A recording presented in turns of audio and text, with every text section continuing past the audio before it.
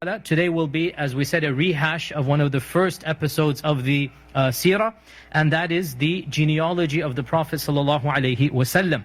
And we began by talking about really the entire Arab race, because this is how the books of Seerah begin. Who exactly are the Arabs?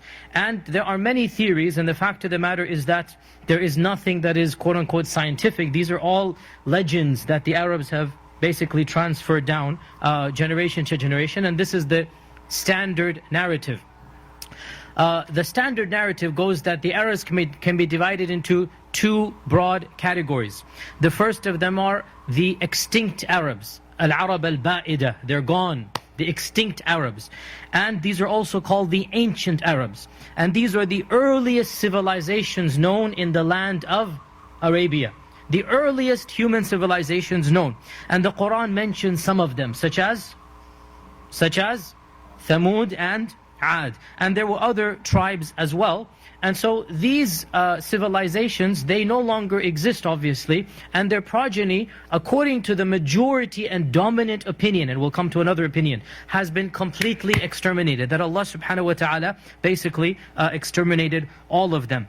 And these civilizations flourished 5,000 to 6,000 years ago, i.e. from the earliest dawn of the recorded civilization. And some of them were destroyed by Allah subhanahu wa ta'ala, such as Ad and Thamud, and others were forced to evacuate or wiped out by war. So the point is, these are called the ancient Arabs, and they're simply in the textbooks of history. The second group of Arabs are called the remaining Arabs, Al-Arab al-Baqiyah, those who remained. So we have the extinct Arabs, the ancient, then we have the remaining Arabs, Al-Arab al-Baqiyah. And these Arabs are divided into two categories, okay? So these Arabs are divided into two categories. The first of these are the Al-Arab al-Aribah, or if you want to be in English, the pure Arabs. The Arabs who were pure Arabs. And the second, Al-Arab al-Musta'ribah, the Arabs who became Arab. The Arabs who learned the Arabic language. So far so clear. So you have the original Arab, Al-Arab al-Aribah. Then you have the Arabs who became Arab, the Arabs who took the Arabic language, Al-Arab al-Musta'ribah. And there are two figures that our legend says are the founders of each of these. These two figures are not brothers, obviously. They're two separate categories. The first of them, Al-Arab al-Aribah, they say they are primarily, they say this is Qahtan, or some say his son Ya'rub, and from that they say we get Arab. Ya'rub, those who were the descendants of Ya'rub, they became Arab. And they say Ya'rub was the first who spoke the beginning of Arabic. So they say Ya'rub spoke a language, they called it Arab, and his basically people were called Arabi from this person, Ya'rub, the son of Qahtan. And they're also called Qahtani Arabs. So his father is Qahtan, so they say this is Qahtani Arabs. And these Arabs primarily were found in southern parts of Arabia, such as the ancient Yemeni civilizations. The ancient civilizations of Yemen. Who was Qahtan? Qahtan was one of the descendants of Sam. Who is Sam? Sam is the son of Nuh. And from Sam we get the English term Semite. Semite. So from Sam we get these people are Semites. Now, common legend, biblical, and even Quran, not Quranic, and even hadith. There's a hadith that some scholars have said is authentic, some said is not authentic. There's a hadith in Tirmidhi, our Prophet ﷺ said, Sam is the father of the Arabs, and Yafith is the father of the Romans, and Ham is the father of the Africans. This hadith is in Tirmidhi. And legend, even the Bible has the exact same thing. That Noah had basically, eventually there were three sons, and these three sons, from them all of the races came. Sam, Yafith and Ham. And Sam is the father of the Semite people. Yafith is the father of the Romans, and Ham is the father of the Africans. And this is the standard biblical narrative, and it is also the standard Islamic narrative as well. Of course, modern science does not accept any of this because they have their own theories. Having said that, by the way, modern science does say that the Semite people have a certain gene. So there is some evidence, but obviously modern science does not hold this to be true. So Qahtan is one of the Semites. And of course, Ibrahim is also one of the Semites eventually. Ibrahim and Qahtan are both descendants of Sam. Qahtan and Ibrahim are not brothers or contemporaries. We don't know when Qahtan lived. But Qahtan's ancestor, Ibrahim's ancestor are both Sam. And therefore both Ibrahim and Qahtan are Semites. However, of course, the lineage of Ibrahim we consider more pure. Our processing came from that. In that sense, meaning in the sense of Ibrahim alayhi salam. Now, some people say that this man Qahtan was actually one of the descendants of the ancient Arabs, Al-Arab al-Ba'ida. So he wasn't just a total stranger wandering in, but rather that some ancient Arabs remained, and one of these people was Qahtan, and he flourished at a time and a place we have no idea anything really about him, other than southern Yemen basically, and that his children were called the pure Arabs, because his son is the founder, let's say, of the Arabic language, Ya'rub.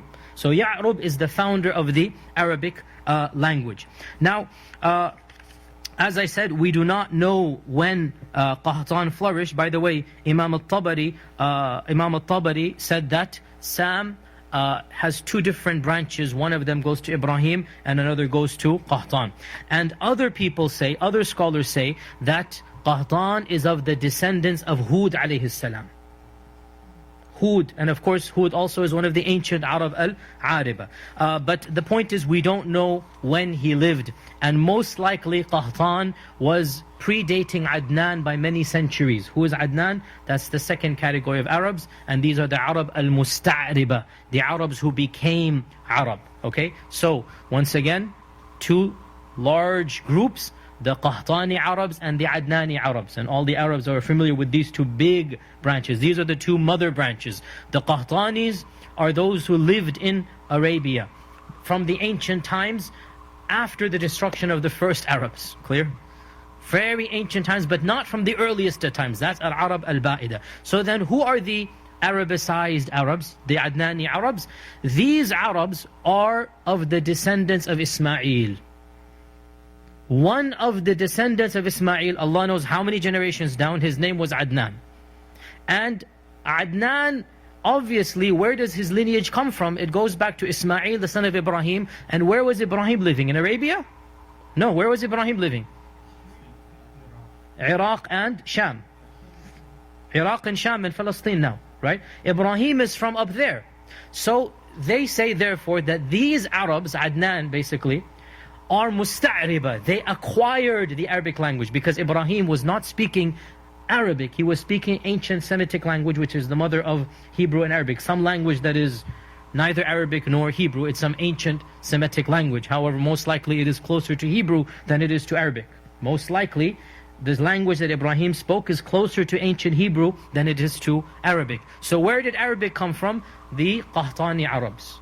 Okay? And so when the descendants of Ismail basically lived in the Arabian Peninsula, they obviously had to adopt and take in the Arabic language. Now obviously human linguistics and knowledge tells us that they must have added to the language as well. Every time a civilization comes, you also add to the language. So the Adnani Arabs, and who is Adnan? One descendant of Ismail.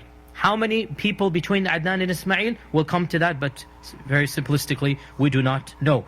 And Adnan is a direct ascendant of our Prophet Muhammad ﷺ. So our Prophet ﷺ is an Adnani Arab, not a Qahtani.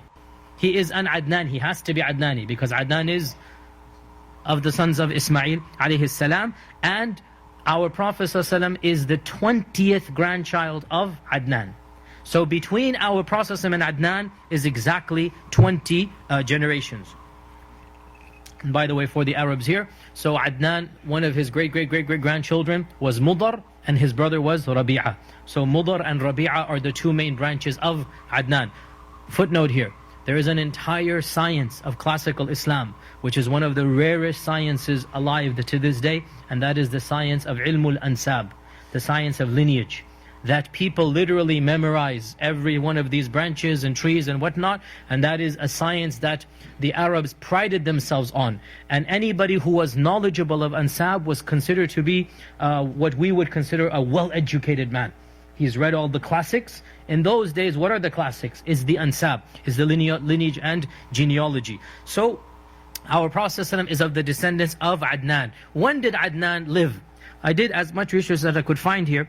There's a report from Ibn al-Kalbi, and Ibn al-Kalbi is one of the greatest ulama of Ansab, died 204 Hijri, very early scholar, and one of the founders of the history of writing genealogy. Classical alim, like Ibn Hisham ibn Ishaq, there's also Ibn al-Kalbi. Ibn al-Kalbi said that Ma'ad, the son of Adnan, lived contemporaneously with Jesus Christ. So Adnan is one generation before Jesus Christ. Now, I calculated this out. Actually, it's very accurate. This seems very accurate. Why? Because typically 100 years, exactly 100 years, exactly is how many generations typically? 2? 5? 3 years, exactly. The year is 2015. Go back to 1915 in your own family. And who was flourishing at that time? Great-grandfather, not grandfather. Great-grandfather, think about it. Flourishing and being at the prime where you are right now of your life. Where you are right now at your life, this is your great-grandfather, right? My own great-grandfather died 1918, by the way. Pretty much exact, 1918 he passed away, and relatively young, he was in his 40s.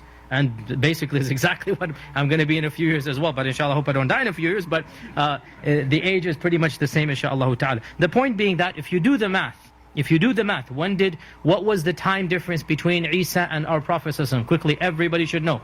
570. Because our Prophet ﷺ was born when? 570. So we have exactly 570. Divide 570 by 20 and you get around 31, 32, which is basically exactly right. How old are you when you have your son or daughter? In your early 30s, typically. Right? That's the time zone, typically, the average, right? And therefore, if you do the math, so we can pretty accurately date when did Adnan live? He lived 30 BC. Because his son, Ma'ad, was contemporaneous to Isa ibn Maryam. Clear? So Adnan, the founder of the Adnani Arabs, is roughly contemporaneous to the pre-Jesus Christ. And Qahtan, we have no idea, but probably a few hundred years before him, because Qahtan predates Adnan. How do we know this? Because Ismail marries into the Jurhumites, that is one of the branches of Qahtan. Clear? So the Qahtan has to predate Adnan. So with this background, the lineage of our Prophet ﷺ is divided into 3 categories. The first category we know for sure, without a shadow of a doubt, without any difference of opinion, between him and Adnan.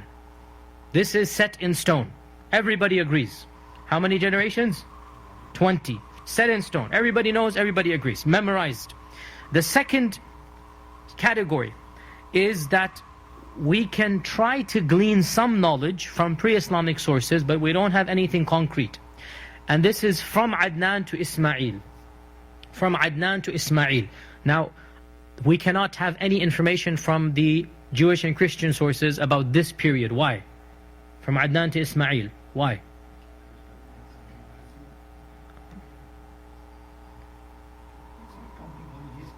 Jesus, okay, how about the biblical sources? No, the what? It's not mentioned. Why is it not mentioned? Exactly, they don't care about Ismail's lineage. The Bible does not mention at all Ismail's lineage. By the way, the Bible mentions that there's going to be the sons of Kedar. And one of the descendants of Ismail is Qaidar. Right? The Bible mentions, go look it up, if I'm not mistaken, it's in Genesis. Where Ismail is mentioned, and Allah says, I shall make a great nation out of him. And it also mentioned the sons of Kedar, K-E-D-E-R. And Qaidar is one of the sons of Ismail and one of the ancestors of Adnan. So Qaidar is mentioned in the Bible. But that's about it. So where do we get this information from? From Arabic folklore. And Arabic folklore has not been preserved that well. So At-Tabari, for example, mentions 7 opinions about the lineage between Adnan and Ismail. And in one opinion there's 7 people, in another 8, in another 9, in another 10, in another 41 people between Adnan and Ismail. In the end of the day, we have no idea. It's a big question mark. What are the names of the ancestors, and how many ancestors between Adnan and Ismail, we have no idea whatsoever. Even though, to be frank, 7 does not seem enough, because if you do the math, Ismail is not living just 200 years before Jesus Christ. 7 generations would be 300 years. That's not enough. And probably the 40-41 seems closer to the truth. In any case, we don't know. So that's the generation, or that's the case we have no knowledge about. Then from Ismail to Adam, we have one source. What's that source? The lineage of Ismail to Adam. We have a source. What is our source? Where do we look up a lineage from Ismail to Adam? The Torah, the Old Testament. Can we rely on the Old Testament? No. So that's our only source of information. And if you look at some of the charts printed in the Muslim world, and we find them in our houses, you find a lineage of the Prophet all the way to Adam. You must have seen this. It's also online and whatnot, right? This chart is half fact, half myth, and half fiction. That doesn't make sense. 1/3, 1/3, 1/3. Okay? As for the fact, it is between us and between Prophet and Adnan. That's a fact. From Adnan to Ismail, somewhat of a myth. Then from Ismail to Adam, this complete, we take it from the Jewish Christian sources.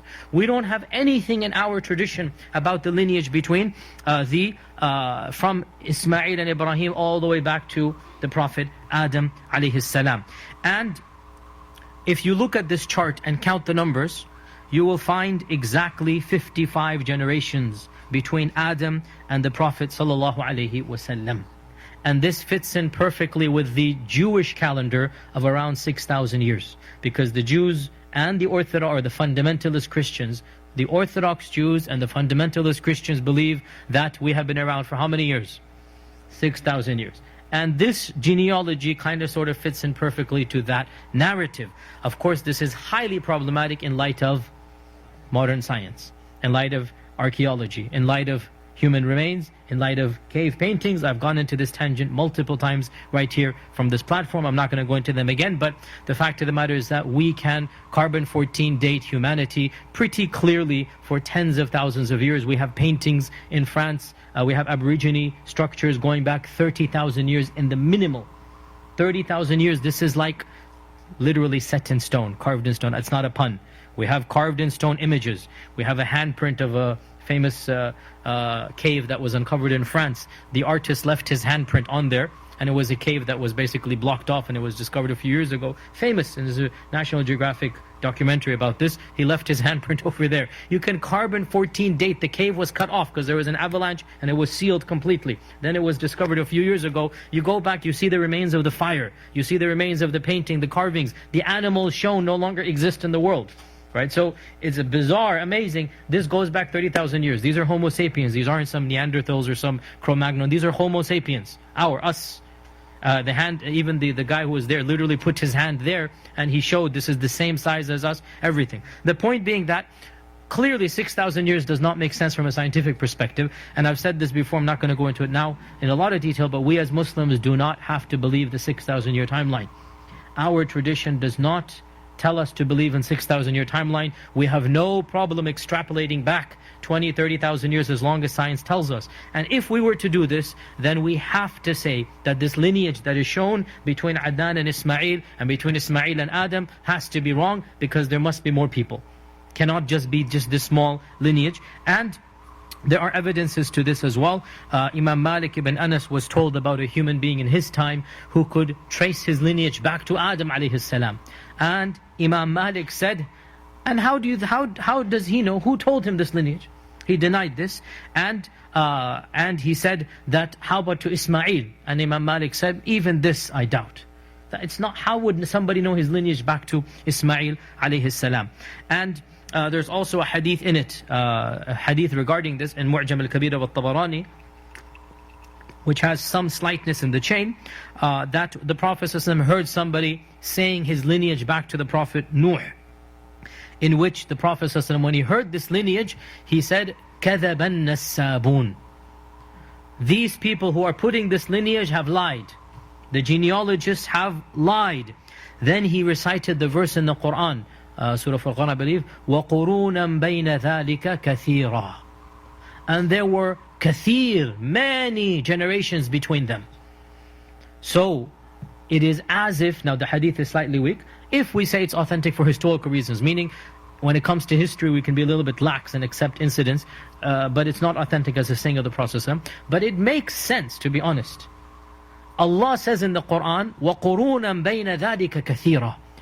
There were many generations between, and Allah is mentioning past nations. And Allah says there were many generations between them. If Allah is saying many, in my humble opinion, this is not 10, 15, 20.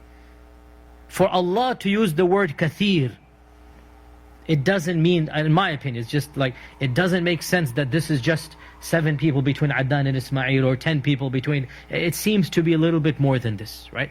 And this would fit in perfectly with modern science as well, that there were many, many, many generations. And there are other evidences as well that indicate that 6,000 years doesn't make any sense whatsoever. Of them is the Prophet ﷺ saying, بُعِثُّ أَنَا وَالسَّاعَ كَهَاتَيْنِ, that I and the Day of Judgment have been sent like these 2 fingers. Meaning the difference between these 2 fingers is how little? How little is the difference? I and the Day of Judgment have been sent like these 2 fingers. Meaning the Day of Judgment is right after me. Okay? So since the beginning of man until the Prophet is this finger, and then the beginning of man till the Day of Judgment is this finger. So how much is the difference? This little. Okay, we are now in what year of the Hijrah? Who can tell me?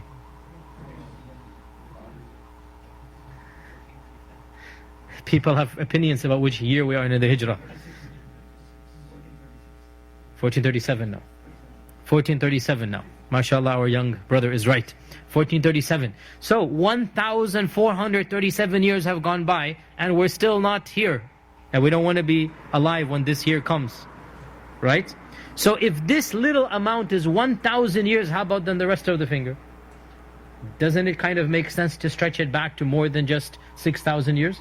And there are other evidences as well. Of them is the hadith in the Sahih Muslim, where Allah subhanahu wa ta'ala created the children of Adam, and Adam was there, and he saw a bright light amongst his children, and he was amazed by this light. And he said, "Who is this, O Allah?"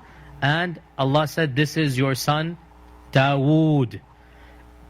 This is your son Dawood, who shall live towards the end of times. Akhiruz Zaman." Now hold on a sec. Dawood is Akhiruz Zaman? What does that mean about us then? If Dawood, who lived maybe 3,000-4,000 years before us, right? Allah knows how many years. If Dawood, or sorry, not 3,000-4,000, a bit less than that, but still, if Dawood is Akhiruz Zaman, where does that leave between him, Adam and Dawood? How many generations? If we were to go according to the biblical or the 6,000 year period, Dawood would not be Akhir. Dawood would be a little bit after half. Right? So for Allah to say, "This is your son Dawood who will be fi akhir az-zaman." So why am I saying this, by the way?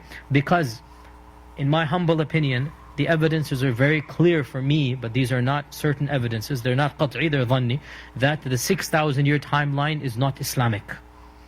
And this is one of those things that people bring doubts about Islam. Look at your 6,000 year, you don't believe in evolution, for example, whatnot. And I have given entire lectures about that, not the time here to get into it. We're not restricted to 6,000 years. We can extrapolate, mashallah, tabarakallah, as long as science tells us to, because we don't have any time frame. And perhaps these evidences seem to suggest that there were plenty of generations between our Prophet ﷺ and Adam. طيب. With that, now let us get to the actual lineage of the Prophet ﷺ. That our Prophet ﷺ is Muhammad ibn Abdullah ibn Abdul Muttalib ibn Hashim ibn Abd Manaf ibn Qusay ibn Kilab ibn Murrah ibn Ilyas ibn Mudar ibn Ghalib ibn Fihr ibn Malik ibn al-Nadr ibn Kinana ibn Khuzaymah ibn Mudrika ibn Ilyas ibn Mudar ibn Nizar ibn Ma'ad ibn Adnan. This is the exact 20. Okay? That is his lineage as has been agreed upon. These are exact 20. And we do not have much information about all of these 20. However, we do have little tidbits here and there about some of them. And in particular, our Prophet ﷺ mentioned some of them in his ancestry. This hadith is in Sahih Muslim. And so let's look at this hadith, and then we definitely have to analyze the people that he mentioned. That our Prophet ﷺ said, إِنَّ اللَّهَ اصْطَفَى كِنَانَةَ مِنْ وَلَدِ إِسْمَعِيلِ. Allah chose Kinana from all of the descendants of Ismail. وَاصْطَفَى قُرَيْشًا مِنْ كِنَانَةَ. And he chose Quraysh from Kinana. وَاصْطَفَى مِنْ قُرَيْشٍ بَنِي هَاشِمٍ. And he chose the Banu Hashim from the Quraysh. وَاصْطَفَانِي مِنْ بَنِي هَاشِمٍ. And he chose me from the Banu Hashim. So we believe that the lineage of our Prophet ﷺ is the best and the most noble lineage ever.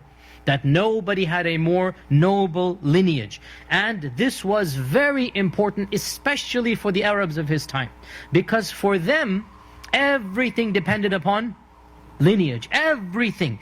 His status, his nobility, any cause he was fighting for, everything depended upon his lineage. So our Prophet ﷺ was chosen to be of the best lineage. And this is narrated by the Sahaba themselves. When Ja'far ibn Abi Talib was speaking to the Najashi, so what did he tell the Najashi? And I've gone over this story before as well. So Allah sent a messenger to us. We knew his lineage. عرفنا نسبه. And when Al-Mughira ibn Shu'bah stood in front of Yazdajard, the last emperor of Persia, what did he tell Yazdajard, the last emperor? He told him, فَبَعَثَ اللَّهُ إِلَيْنَا رَجُلًا مَعْرُوفًا نَعْرِفُ نسبه وَنَعْرِفُ وِجْهَهُ وَمَوْلِدَهُ فَأَرْضُهُ خَيْرُ أَرْضِنَا وَحَسَبُهُ خَيْرُ حَسَبِنَا وَبَيْتُ أَعْظَمُ بُيُوتِنَا وَقَبِيلَتُهُ خَيْرُ قَبَائِلِنَا وَهُوَ بِنَفْسِهِ كَانَ خَيْرُنَا. So in this hadith, he's basically saying, Allah sent us a man, we know his lineage and we know where he came from, and his land is the best of land, and his lineage is the best of lineage, and his house, meaning his immediate qabila, is the best house, and his tribe is the best tribe, and he himself is the best of us. So our Prophet ﷺ has the best and the highest lineage. Now, pause here for a quick second, one of my quick tangents here. There is a lot of misconception amongst our Muslim ummah about the concept of sharaf, of lineage, of nobility of lineage. And people really get confused and messed up because I guess we have not done the job of explaining properly. We, meaning the scholars and students of knowledge, have not done the job of explaining this properly enough. Listen. Doesn't matter who your father was, Allah Azza wa Jal will not cause you to enter Jannah or Jahannam based upon your father. That's clear. Your lineage is irrelevant when you stand in front of Allah on the Day of Judgment. That much is clear. وَلَا فَضْلَ لِعَرَبِيًّا عَلَىٰ أَعْجَمِيٍّ وَلَا لِأَبْيَضَ عَلَىٰ أَسْوَدَ وَلَا لِعَرَبَ عَلَىٰ عَجَمٍ إِلَّا بِالتَّقْوَى. There's no problem about this. But this does not mean that nasab and sharaf and hasab is irrelevant to a person's stature in this world. Rather, the world universally acknowledges lineage as something to be acceptably proud of if it is done within a reasonable amount. If it's taken to an extreme, then it becomes fakhr and it becomes haram. But there's nothing wrong with taking some amount of happiness and nobility, and status confers this nobility upon people. So even in America, which is one of the places where lineage has almost completely been destroyed, because America by and large is a land of immigrants, even unlike Europe where lineage still carries some weight. Even in America, if your last name happens to be Kennedy or Rockefeller, you're going to go places and doors will open up for you, whether you like it or not. This is the reality of the world that we live in. Right? It doesn't matter if you're the most ignorant, uneducated person. If your last name is Bush, you might end up, well, let's not go there. But the point being that it doesn't matter, this is the reality of the world we live in. That parents, grandparents, tribes, they do establish some type of respectability and precedent. And there's nothing wrong with accepting this as long as it doesn't become a racism or a mark of pride. And what did we expect Allah Azza wa Jal to choose our Prophet except the best lineage in the history of mankind? The best lineage in the history of mankind, and this goes back to the sharaf or the honor given to the Prophet ﷺ. And that is why, and this is a very controversial point that many Muslims balk at when they hear, but this is something that is very clear in the Sunni tradition at least. that the tribe of the Prophet Quraysh has certain blessings, and the Ahl al-Bayt have certain privileges. We believe this as Sunnis, even though we say the Shia have gone to an extreme. We as Sunnis confer privilege on the Ahl al-Bayt. Is that not the case? Even though we say the Ahl al-Bayt will not enter Jannah if they're not righteous. A person who is not righteous of the children of the Prophet, that's not going to cause him to enter Jannah. But in this world, do we not respect them more? Do we not prevent zakat? Because zakat is not appropriate for them. We don't give them zakat because zakat is not given to, it's demeaning to give zakat to the children of the Prophet, the Ahl al-Bayt of the Prophet ﷺ, right? And we have other ahkam as well. So the righteous amongst them have a double reward and a double respect, and the unrighteous amongst them, their lineage is not going to cause them to enter Jannah. So the Ahl al-Bayt and the Quraysh as well. Our Prophet ﷺ said, Al-a'immatu min Quraysh. The leaders of my ummah should always be from the Quraysh. This is a hadith. And that is why for the bulk of this ummah, the Abbasids and the Umayyads and the bulk of the ummah up until the 1500s CE, basically for 1000 something years, our khulafa were from the Quraysh. Yani the khulafa al-Rashidun and Zubayr, Abdullah ibn Zubayr, and then the Umayyads and then the Abbasids, they're all from the Quraysh. And that's a majority of the Sunni world basically accepted this reality. The point being that our Prophet ﷺ was from the best of all lineages. So he said that from the children of Ismail Allah chose who? Who? From the children of Ismail Allah chose? Kinana. Okay, before we jump to Kinana, let us talk one sentence about Mudar. Mudar is one of the ancestors as well of the Prophet ﷺ. It is said that Mudar was the first of the Arabs to train camels and to use them in a way that they can basically travel in caravans, and he would also have camel poetry. What is camel poetry? So it's like what you say to the camel to get it to go. So to train the camel to go faster and slower and to do that. So it is said that Mudar was of the first person to do that. As for Kinana, Kinana, the name means that the pouch that you put the arrows in, this is what Kinana means. And that's not his actual name. He is called Kinana. Why was he called Kinana? Because he was known for his bravery. He was known as being a repository of ilm, of wisdom, of knowledge. It is said in the books of history that people would do Hajj in order to meet with Kinana. Now Hajj, of course, since the time of Ismail. So Kinana, to meet Kinana became an honor. And people would have a double niyyah when doing Hajj. That not just to come for the Makkah and the Hajj, but to also meet Kinana. People would literally travel. Kinana lived a very long life, and he was a repository of knowledge, of wisdom. And he has certain sayings still recorded in classical Arabic about wisdoms and parables or statements of concise wisdom. These are recorded from Kinana. So Kinana was a legendary Arab up until the time of the Prophet ﷺ. Then he said, and from Kinana he chose Quraysh. From Kinana he chose Quraysh. Okay, I just quoted you the lineage of the Prophet. There is no man called Quraysh in there. There's no man called Quraysh. Who is Quraysh? Lots of opinions, and it appears that there are three people who can be called Quraysh, and some scholars have said there's the big Quraysh, the middle Quraysh, and the small Quraysh. Al-Quraysh al-Akbar, Al-Quraysh al-Awsat, and Al-Quraysh al-Asghar. So three people have this title, but two of them are the real contenders, and that is, number one is Fihr, and number two is An-Nadhr. Fihr and An-Nadhr. Going back to the lineage, Muhammed ibn Abdullah, ibn Abdul Muttalib, ibn Hashim, ibn Abd Manaf, ibn Qusay, ibn Kilab, ibn Murrah, ibn Ka'b, ibn Lu'ay, ibn Ghalib, ibn Fihr. So number 11, 12, number 12, Fihr. Ibn Malik, ibn An-Nadhr, or number 14. So either 12 or 14, one of these two is Quraysh. One of these two is Quraysh.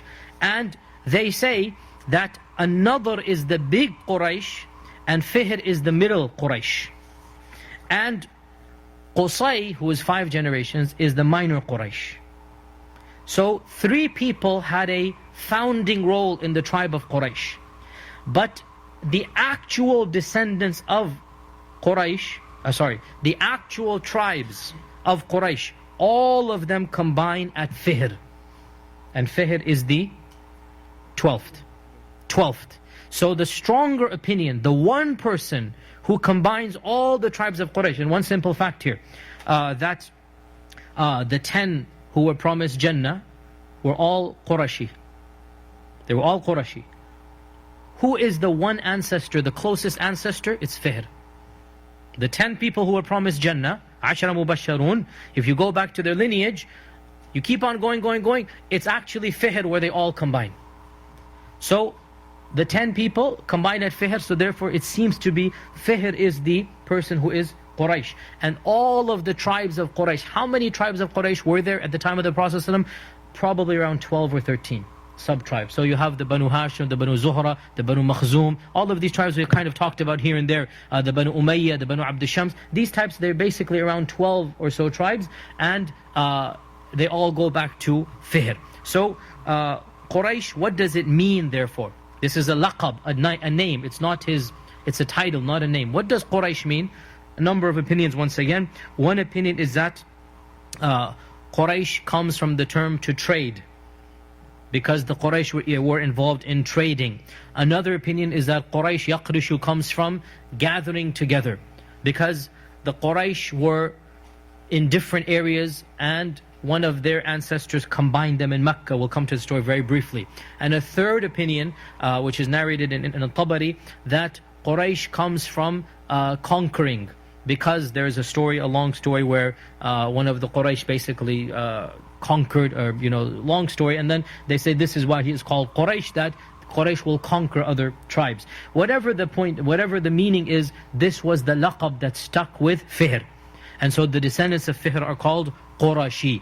And therefore all of the tribes of Quraysh go back to Fihr, who is 12 ancestors back from the Prophet sallallahu alaihi wasallam. So now let us begin very quickly about the immediate ancestors of the Prophet sallallahu alaihi wasallam, whom we know a little bit more about, beginning with Qusay, and then Abd Manaf, and then Hashim, and then Abdul Muttalib. That will be our rest of the halaqah for today, what we know about these people. And then we'll stop before the birth of Abdullah and Amin and the story. We already have that inshallah, so you can go back to that online. It's already been done. So today we'll just finish up with the story of Qusay, Abd Manaf, Hashim, and Abdul Muttalib. And as for the marriage of Abdullah and Amina, that's already been recorded and done. Qusay, how many generations? I want everybody to memorize at least up to Qusay. At least up to Qusay. So come with me. Number 1, Muhammad ibn Abdullah ibn Abdul Muttalib ibn Hashim ibn Abd Manaf ibn Qusay. Okay, memorize this. At least this much everybody should know. Okay, so Qusay is the star of the Quraysh. That's why he's called the minor Quraysh. He really started the immediate ascent of the Quraysh, so that when the Prophet ﷺ came, the Quraysh are at the pinnacle of their power. Okay, so Qusay is the one who began. And then 5 generations later, the Prophet ﷺ comes, and of course he then takes it to an international level. So what did Qusay do, and when did he live? Qusay lived around 400 CE. Around 400 CE, i.e. 170 years before the birth of the Prophet ﷺ. So, what did Qusay do? Many things. The most important thing he did, he wrestled back the power of the political city of Mecca into the descendants of the Quraysh. Well, who was in Mecca at the time? There was another tribe of the descendants of Adnan, but not of the descendants of Fihr, i.e. not a Qurashi. And this was the tribe of Khuza'a. So who are the Khuza'a? They are another Ismaili. When I say Ismaili, I don't mean that Ismaili. Ismaili meaning of the descendants of Ismail, right? Another branch, not the descendants of Fihr, Quraysh. The Khuza'a are another branch of the descendants of Ismail. And the Khuza'a had taken over the city of Mecca. Who did they take it over from? From the ancient Arabs that Ismail had married into, and that is, who did Ismail marry into? Jurham.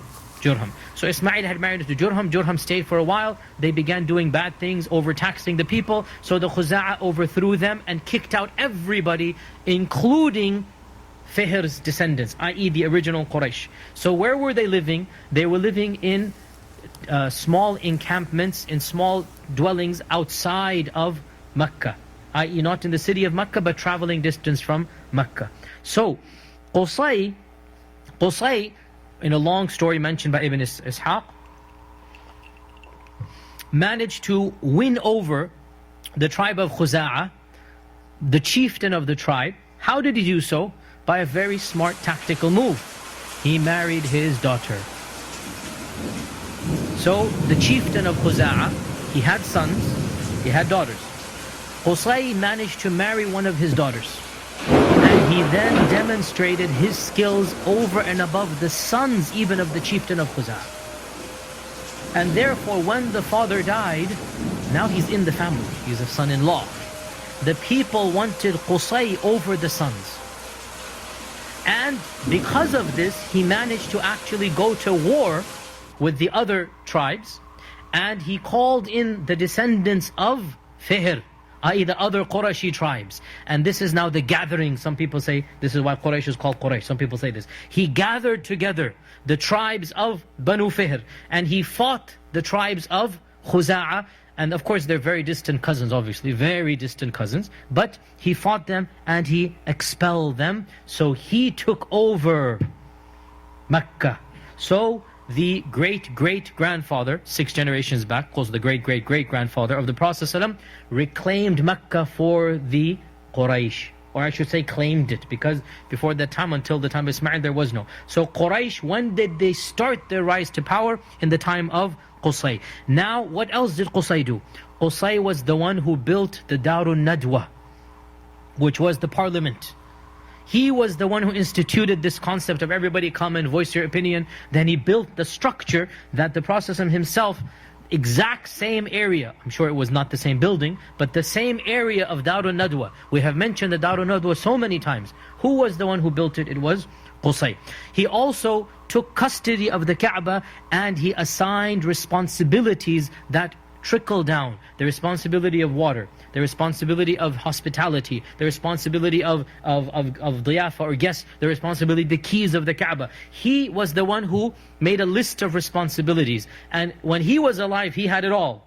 Then amongst his sons it was distributed until the days of Banu Hashim, where each tribe had a certain responsibility. And as we know, even in the time of the Prophet ﷺ, one of the tribes, the Banu Abdiddar, had the key, one had this, one had that. So this, all of these responsibilities, Qusay was the one who began it. And this also indicates that Qusay was the one who began the institution of taking care of the Hujjaj. So the Hujjaj would get free food and water. That wasn't there before. Now this is, frankly, he's probably a good guy. I mean, nobody's denying that. And he's also a good politician. Because to be a good politician, what must you do?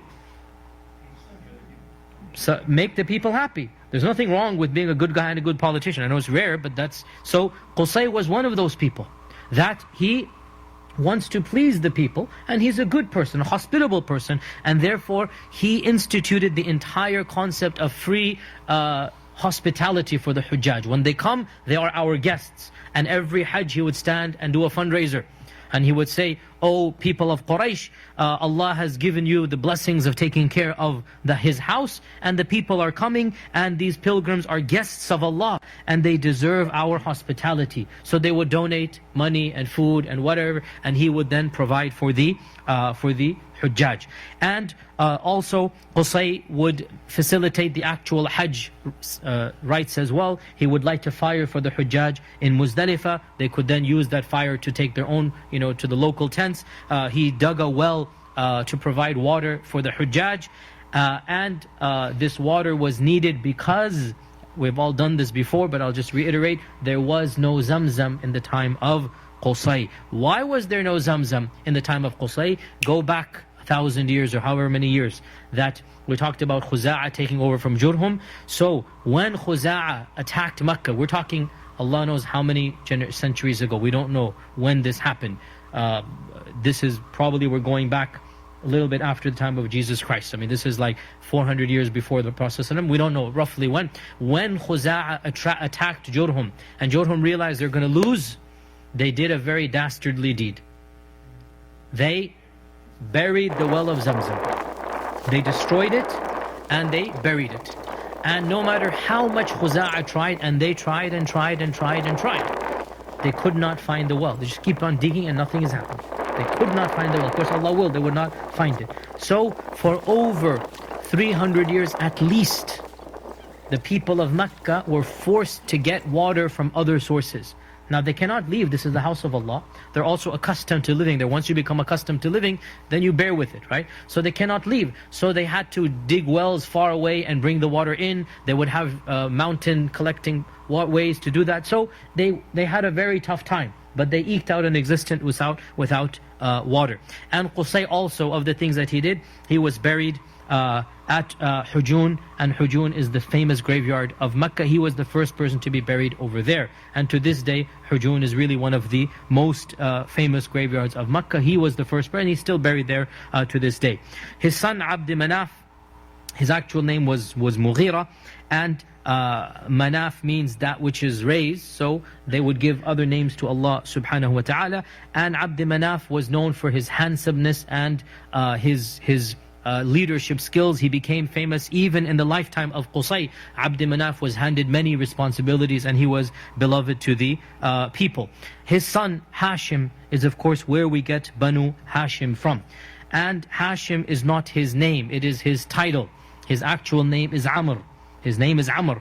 And Hashim comes from Hashama, which means to grind, because he would grind the barley and present food to the pilgrims. So his name was Amr, and he was called Hashim because of his generosity. And it is said that Hashim never ever ate food alone. That if he was ever eating food, he would just call anybody to eat with him to show his generosity. He was never a person to eat alone. And Hashim did perhaps the most important thing to raise the economic level of the Quraysh. So his grandfather Qusay raised the political level of Quraysh by capturing Mecca. Hashim was the one who began the economic, if you like, raising of the Quraysh, and that is, he instituted Rihlat al-Shita'i wal-Sayf. He was the one who thought of the idea. One particular year there was a very severe drought, and people were dying, and quite literally a man would take his family and build a grave in the middle of, just because nobody else is going to build a grave, and just wait for death to come because there was no food. And Hashim just thought, this is just too much, something has to be done. And he came across the idea that why don't we institute 2 journeys, one in the summer and one in the winter. So in the summer we go down to Yemen, and we go up to Rome, and in the winter we go down to Yemen. Rihlat al-Shita'i wal-Sayf. And they would go to the city of Basra, we talked about this, and it is still, the remnants of that city are still to this day visible. The very city of Basra, which is outside of Damascus by 80 kilometers or so, that Hisham began going up there and down to Yemen. And this really was a stroke of genius that of course Allah blessed him with. And there have been entire books and articles written in the English literature by non-Muslims about this reality, because it truly is, I mean, all of us who are knowing business here, business is all about location, location, location. Right? Where is your business and what is it catering to? Location. And he came across the very simple idea that everybody's coming to us in Hajj. Why don't we give them stuff that we have the market? It's all here in front of us.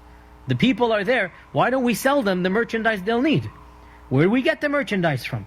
Well, we got to get connected to the world trade routes. What are the world trade routes? Well, you want Indian stuff and African stuff? Well, then you go to Yemen. And in Yemen, you will have the ships from India coming, Indian spice, Indian this. You'll have the African stuff coming in to Yemen. So we'll go to Yemen to get the Indian and African stuff. And we'll go up north and to get the Roman and Persian goods, because there's the Silk Route, right? The Silk Road ended, I shouldn't say ended, it went through Damascus and Basra. So Basra is on the road of on the Silk Road. So the Silk Road, as we all know, is the most famous road of caravans. So he just hooked up to the Silk Road, right? And he made a lifeline all the way down to Yemen, and smack in the middle is Mecca, right? So Mecca became on the grid. It's connected now to the lifeline, and so Hashim became extremely wealthy. That's why he could feed the people. That's why he could be known as Hashim. He became extremely wealthy because he fed all of the pilgrims. Because he was the one who instituted Rihlat al-Shita'i wal-Sayf. And Allah mentions to the Quraysh, I blessed you with this. The whole surah is revealed. لِإِيلَافِ قُرَيْشِ إِيلَافِهِمْ رِحْلَةَ الشِّتَاءِ وَالصَّيْفِ فَلْيَعْبُدُوا رَبَّ هَذَا الْبَيْتِ الَّذِي أَطْعَمَهُم مِّن جُوعٍ وَآمَنَهُم مِّن خَوْفٍ. I am the one who gave you the money so that you're no longer hungry, so that you're no longer fearful. I gave you the protection of the Kaaba. It is also said that Hashim understood that because he's from the Quraysh and because they are the neighbors of Mecca, nobody would harm them. And so he took advantage of the fact that in a lawless society, him being from Quraysh and Mecca actually gave him protection. Nobody robbed the caravan, because you can't possibly rob the caravan going to Mecca, can you? Right? Even the pagans felt a little bit of like, these people are too holy for us. So Allah says, لِإِيلَافِ قُرَيْشٍ. This honor, this sanctity, this custom, who gave it to you? And it is also said that he struck a deal with the kings of Rome and Yemen, that to basically, protect them when they're in their lands and to give good deals. So basically he's a businessman and he struck gold. And of course Allah blessed him with this, because again, look, Qusay did the politics, Hashim did the wealth, and then Abdul Muttalib did the prestige and the Zamzam. All of this, every one of the ancestors of the Prophet ﷺ changed the course of the Quraysh history. And of course it's building up, because what is prestige of lineage other than what your ancestors have done, right? Why are Rockefeller and Kennedy famous? It's because of what people have done one generation after the other. If they didn't do it, they wouldn't be Rockefellers and Kennedys, right? They'd just be like Tom, Dick and Harry after that, right? So how is the prestige or the lineage built? It's what the ancestors do. And in the case of our Prophet ﷺ, each and every ancestor is doing something that is absolutely amazing. And Hashim was extremely wealthy, and he was also very generous. And of course this wealth, it created jealousy, especially amongst his brother Abd al-Shams and his nephew Umayyah ibn Abd al-Shams. And this rivalry between the Banu Umayyah and the Banu Hashim would continue up until Islam and post-Islam, with the Abbasids and the Umayyads as well. That rivalry was established in his time. And Hashim married a number of women, actually almost all of these. Of course, to marry multiple women was the norm. And in fact, almost all of the ancestors of the Prophet ﷺ had multiple wives. Hashim also married multiple women. One of his wives and the great-grandmother of the Prophet ﷺ was from Yathrib. And this was without a doubt something that Allah Azza wa Jal, of course, had planned. Why would a person from Mecca marry somebody from Yathrib? So that 3 generations from them, the Prophet would have distant third cousins amongst the Ansar. Abu Ayyub al-Ansari is one of them, right? So he would have distant cousins from the Ansar. So Hashim married from Yathrib, and he died on a trading trip to Gaza. Our Palestinian brothers know this very well. And there is a masjid to this day called Masjid al-Sayyid Hashim, obviously. And that is why Gaza is sometimes also called Gaza to Hashim. See, to this day, the Gaza, the famous Gaza, Gaza, Hashim is buried there. Hashim is buried there. And the city is called the Gaza of Hashim. To this day, Gaza to Hashim. And his masjid is over there. So he died far, far away. And his son, then, because his father had died, his mother took his most important son to her hometown of Yathrib. And so the Prophet ﷺ's grandfather was raised in the very city he would migrate to. And this is, of course, without a doubt, Allah's qadr, Allah's plan. Otherwise, really, Yathrib and Makkah don't have those strong ties. And of course, the Prophet ﷺ's grandfather, what's his name? Abdul Muttalib, but it's not his name. His name is Shaybat al-Hamd. Shaybat al-Hamd. Shayba is whitish hair that old people have. I'm getting it right now, mashallah, tabarakallah. Okay, I'm beginning my Shayba right now. Shayba is the whitish hair. Some of you, mashallah, mashallah, tabarakallah, right? I'm not at that level yet. Others of you are hiding it, mashallah, tabarakallah as well, okay? And others of you don't have to worry about anything, okay? Mashallah, you're the smartest ones, mashallah. So Shayba is the whitish hair that you have when you're old. And of course, some kids are born. There are some kids that are just born. So he was born with a whitish streak. So they said this is the Shayba of praise, Shaybat al-Hamd. So they called him Shaybat al-Hamd. And this was his name, Shaybat al-Hamd. He grew up in Yathrib because his father had passed away. And his mother actually didn't even tell his uncles that she was pregnant, because she was worried that the child would be taken away. So when she was pregnant, her husband died, she went back to Yathrib. And then the child's born there. Now she's happy, that's safe. Because in those days, child custody goes to the stronger, and Quraysh is the stronger. So she went back, she lived a quiet life. One day it is said that the uncle of Shaybat al-Hamd, and his name is Muttalib. His name is Muttalib, the uncle, was visiting Yathrib, and he saw Shaybat al-Hamd, and he said, "This is my blood." Now, it's very true actually that in those days, and even now, they had this gift of recognizing this is not a Yathribite, this is not an Ansar, this is a Qurashi. And he found out, turns out, oh, this is the woman that my brother married, so he realized this is my nephew. And so he concocted a plot, long story, and he basically literally abducted the child. Like, the relatives would not have let him go. And he coaxed the child that your ancestor and so you have a great lineage, you will reclaim your honor. Some say that even the mother was convinced, others say even the mother did not know, but definitely the uncles did not know, meaning the uncles in Yathrib. And he took the child and dashed away on the camel, and he rushed back to Mecca. And when the people saw him with a young lad, they assumed the young lad was a new slave he had purchased. So that is why they called him, oh, this is, Muttalib has an Abd al-Muttalib. Muttalib is his uncle. Muttalib is his uncle. And the name stuck, and therefore he is called Abd al-Muttalib. And Abd al-Muttalib initially had a bit of a struggle with some of his uncles and cousins, because his father had died, and his uncles had taken the lion's share of the wealth. But Abd al-Muttalib proved himself with his own uncles, and inherited his father's share of the grandfather's wealth, and managed to carve out for himself an entire legacy. And we're going to just quickly gloss over the story of Abdul Muttalib, even though it is very important. But this is a story that has been told and retold so many times. I'll just quickly mention the three main things that happened in his lifetime, and the details, unfortunately, I will have to just gloss over for this lecture because we do not have time. Actually, I'm condensing 2 lectures into one, because we did 2 different lectures and they were not recorded. The 3 main things that happened in the lifetime of Abdul Muttalib is, number 1, the rediscovery of Zamzam. Number 2, his vow to sacrifice Abdullah. And number 3, the incident of Abraha and the elephants. And these are stories well known to every Muslim, right? But I'll just quickly gloss over them, especially details we do not know. So we understand why Zamzam was covered up. And how therefore did Abdul Muttalib discover Zamzam? That he saw it in a dream.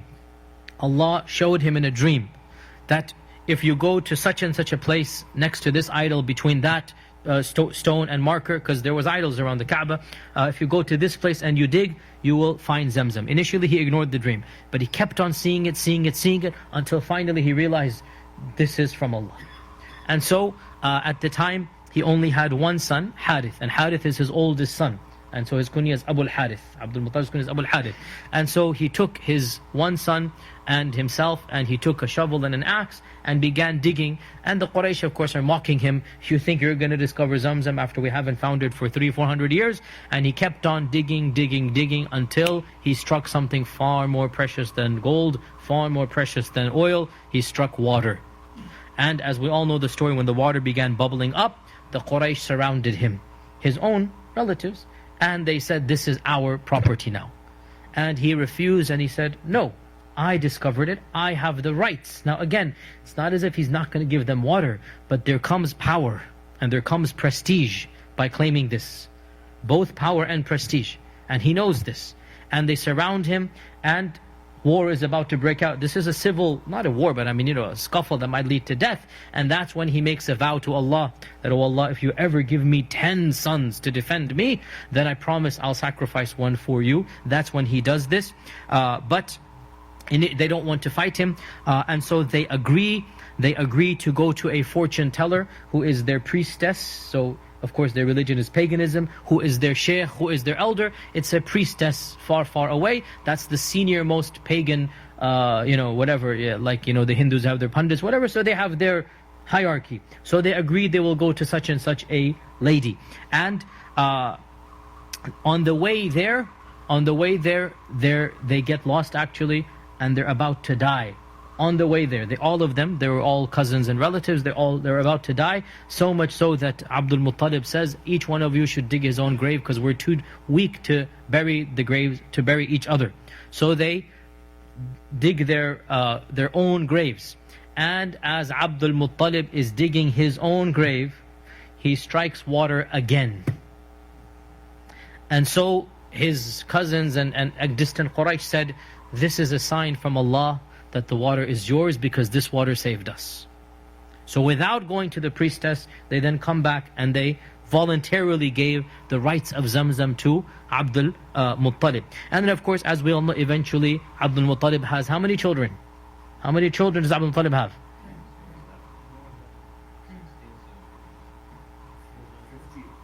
15, huh? 16, 18. He has 18 children eventually, with mashallah 5 or 6 women. And so he has 12 sons and 6 daughters. 12 sons and 6 daughters. And to be honest, he probably had more than 12 sons and 6 daughters, because in those days kids died in their youth. But 12 sons who lived to become adults, and 6 daughters who lived to become adults. And the ones that we are most familiar with, we don't really know much about most of them, to be honest. They died even before the coming of the Prophet. Because remember, Abdullah was one of his youngest, not the youngest, but one of his youngest sons, right? So Harith actually died in the life of Abdul Muttalib. And the majority of his sons died, because Abdul Muttalib lived almost to the age of 100. Almost to the age of 100 he lived. That's a very old age, especially for that time, when the average age was probably 30, 40, 50 years old. So he lived almost to the age of 100. So Harith was his eldest, and then Zubayr, Abdullah and Abu Talib were from the same mother. Zubayr, Abdullah and Abu Talib were from the same mother. Then Abbas and Dirar from another mother. Then Hamza and Muqawwam and Hajar from another mother. And then Abu Lahab all by himself from one mother. So Abu Lahab is by himself. And he has 6 daughters, Safiya, and of course Safiya is the only one of his aunts who accepted Islam. As for the other aunts, we only know of Atika, who was alive when the Prophet began preaching, and then she simply disappears from the seerah. We don't know whether she accepted Islam. To be frank, most likely she didn't. That's what seems to be the case. And then we have Hakim, and then we have Umayma, and Umayma is the mother of Zaynab bint Jahsh, the cousin that he married.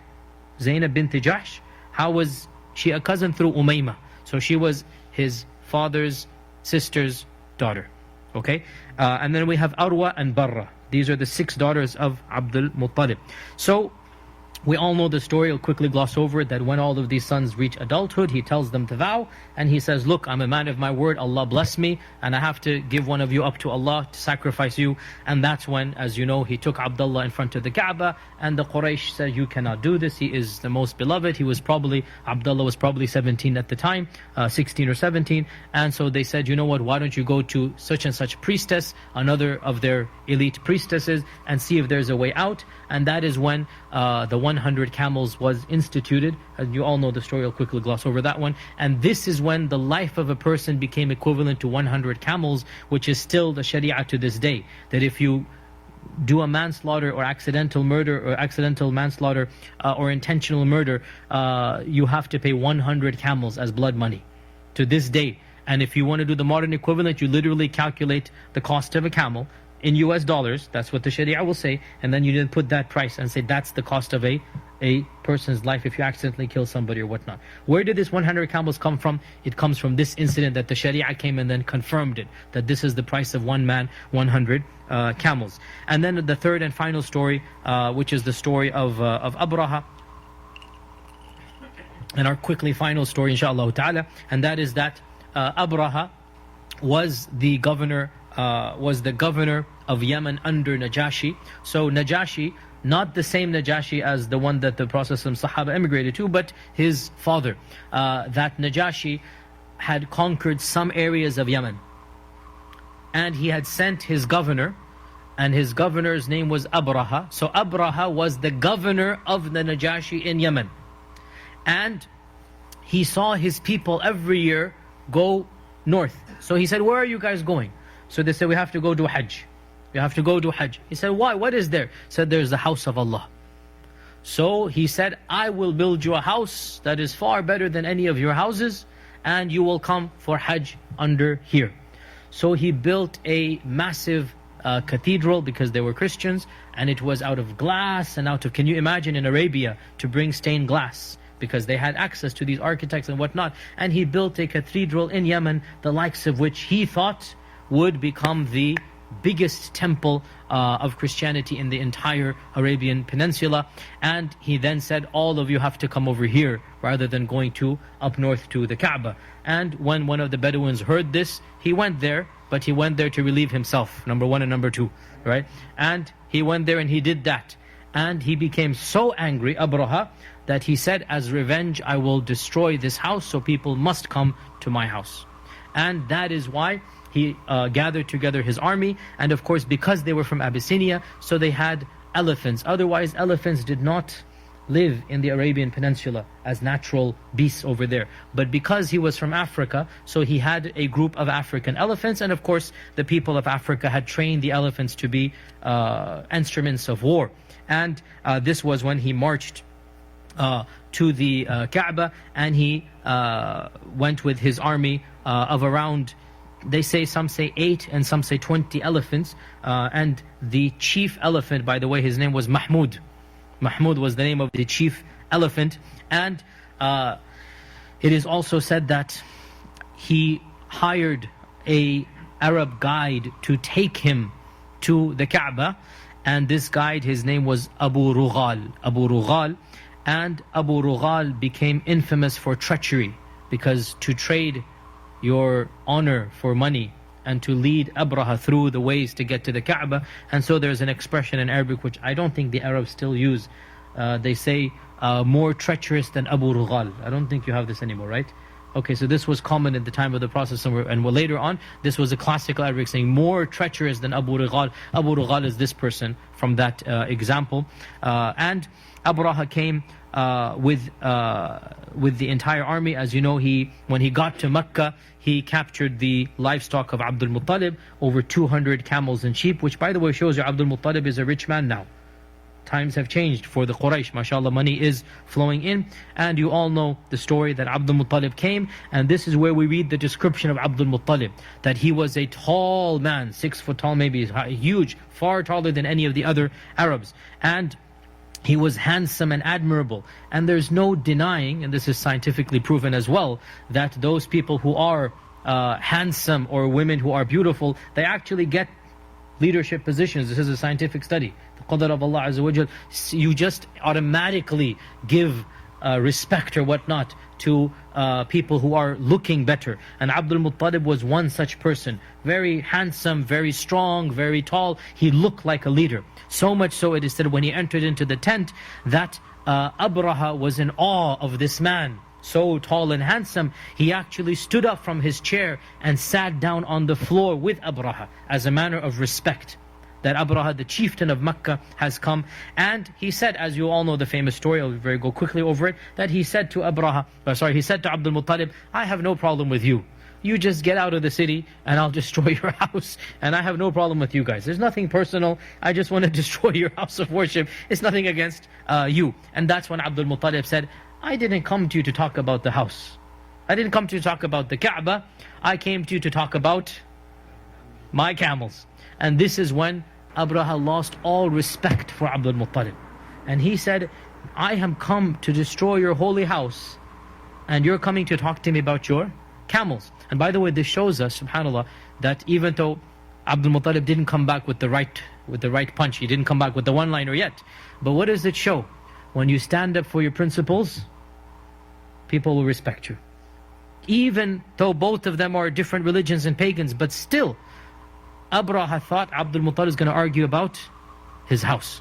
And so he is honoring him. Then when he said, I want my camels, he said, I lost all respect for you. That's when Abdul Muttalib gives the one-liner punch, the upper right cut, and he says that it's not my business. The house has a Lord who will protect it, and the camels have a Lord, and it's my job to protect the camels. Right? So because of this one-liner, Abraha gave the camels back, and that was when the Quraysh left the city after making lots of dua. Abdul Muttalib is pleading in front of the Kaaba, "Oh Allah, we cannot fight this army, they're too strong for us, they have these elephants, they have these 1,000 men, whatever, you take care of it." And they then left to the mountains, and this is when they faced Mahmud to the Kaaba, and they are telling him to go and go and go, and he would not go. Even if they whipped him, they beat him, they bled him, and the camel or the elephant would not move. But whenever they turned him in any other direction, he would move in that direction. And that is why in the Treaty of Hudaybiyah, when the Prophet's camel stopped, what did he say? "Don't get angry at my camel. The same one who stopped the elephant from entering Mecca has stopped my camel as well." There's a wisdom, right? حَبِسَهَا حَبِسُ الْفِيلِ. So Allah stopped the camel, the elephant, from entering, and as they're debating what to do, that is when large birds came. أَرْسَلْنَا عَلَيْهِمْ طَيْرًا أَبَابِيلَ تَرْمِيهِمْ بِحِجَارَةٍ مِّن سِجِّيلٍ. So stones from Jahannam, imagine stones from Jahannam in this world, they're coming. And in front of their eyes, every stone hits an animal and a person, and he literally dissolves. His skin dissolves, and he becomes a pile of broken and molten flesh in front of the eyes of the people of Quraysh. And it is said that Abraha himself suffered the worst fate, and they carried him back, and his skin is dissolving the entire way, and he dies right before reaching his home in Yemen, so that he suffers the worst punishment, that he's just about there, and then he dies, and he is buried over there. And it is mentioned that the traces of the elephants still were there when the Prophet ﷺ was born. And one of the Sahaba, his name is Qubath ibn Ashyam. Qubath ibn Ashyam has a very famous narration in Sunan at-Tirmidhi, where is it Abdul Malik ibn, but one of the Umayyad caliphs, one of the early Umayyad caliphs, asks him that, "Are you bigger, or the Prophet ﷺ is bigger?" Meaning in age. أَأَنْتَ أَكْبَرُ أَمْ رَسُولُ اللَّهِ صَلَّى اللَّهُ عَلَيْهِ وسلم. And he means in age. So Qubath says, "الرسول صلى الله عليه وسلم أكبر مني وأنا أسن منه." The Prophet is bigger than me, but I was born before him. Meaning, don't say, "Are you bigger or not?" The Prophet is bigger than me, but I was born before him. Why? Because I remember my mother taking me and showing me the defecations of the elephants that had withered and become yellow. I saw the elephants and their defecations when I was a young boy. So he's showing, and of course the Prophet was born in the year of the elephant. The fact that Qubath remembers this, so he's saying, I'm older than him. How did he prove he's older? I remember my mother showing me the remnants of the elephants. And Aisha mentions and recalls that when she was a young child in Mecca, she remembered seeing one of the guides of the elephant that had come from Yemen, who had been blinded and was living as a beggar, cursed obviously to the end of his days, and begging the people for any morsel of food. So she says, I remember one of the guides, he must have been a young man at the time, now he's an old man about to die, and he's still begging for food. This is punishment. Obviously this is the worst punishment, that you're now blinded and you have no other means. So Aisha remembers seeing that. To conclude, so the story especially of our lineage of the Prophet, it proves very clearly that something momentous is about to happen. Every single person in the lineage of the Prophet establishes something of momentous value, whether it's economic, whether it's political, whether it's just the discovery of water. And clearly therefore, when we now understand why the Prophet ﷺ was chosen by Allah, and Allah chose his lineage in this manner, that nobody in the world has a more noble and prestigious lineage. And that is why in the Battle of Hunayn, what did our Prophet ﷺ say? أَنَا النَّبِيُّ لَا كَذِبْ أَنَا ابْنُ عَبْدِ الْمُطَّلِبِ. I am the Prophet, there's no doubt. I am the son of Abdul Muttalib. So he is invoking his lineage here, because the Quraysh were still new in Islam. And he's telling them, I am that grandson of the person you are so proud of. And can you imagine the prestige of Abdul Muttalib?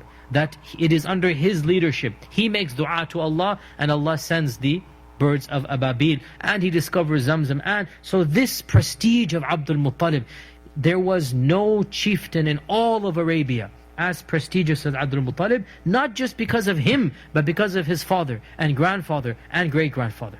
And so to be born to the most beloved son of Abdul Muttalib, that's Abdullah, to be born to the most beloved son, and to be raised by him for 8 years. So all of this is of course a preparing for the Prophet sallallahu alaihi wasallam. And also we have over here as well the fact that two of the ancestors of the Prophet were ransomed off and saved. The first is the beginning of the chain, Ismail, and the second is the end of the chain, Abdullah. So both the beginning and the end were ransomed off by Allah subhanahu wa ta'ala, and this is clearly an indication that Allah Azza wa Jalla is blessing this ancestry.